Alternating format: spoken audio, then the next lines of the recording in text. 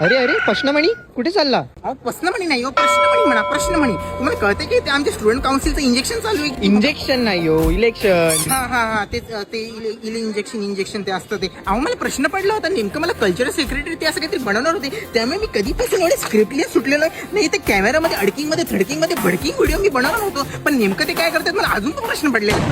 तुम्ही नेमकं कुठले? आम्ही कोथरूडचे. कोथरूडचे? मग कोथरूडचे तुम्ही इकडे काय करते आमच्या मुंबई नवी वाशी आणि आरपाडा झडपाडामध्ये? आम्ही शिकायला आलोय. अहो शिकायला पण नेमके इथे शिकायला का आले? तिकडे ते काउन्सिल वाली कामं चालतात ना. हे HR डिपार्टमेंट आहे, इकडे एवढी मोठी जी बिल्डिंग हे HR डिपार्टमेंट आहे. आम्हाला तर कॉलेज सांगितलं होतं. एक मिनिट. अरे हा, मी पण ह्याच कॉलेजचा आहे. अहो प्रश्नमणी असला ना की एवढे प्रश्न पडतात ना, नेमके कळत नाही. बाय द वे तुम्ही एवढं काय लिहिताय?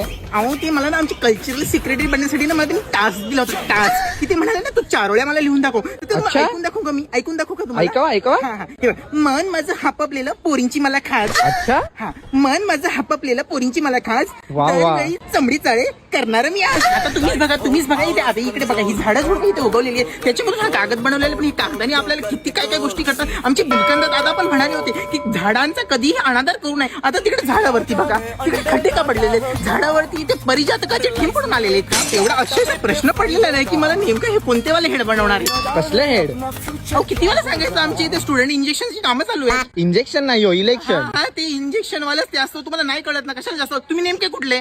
कोथरूड. हो, तुम्ही काय नुसतं मग कोथरूड लावलेलं आहे. इथे साकीनाक्यामध्ये वका करायला तुम्हाला एकलं जमत नाही.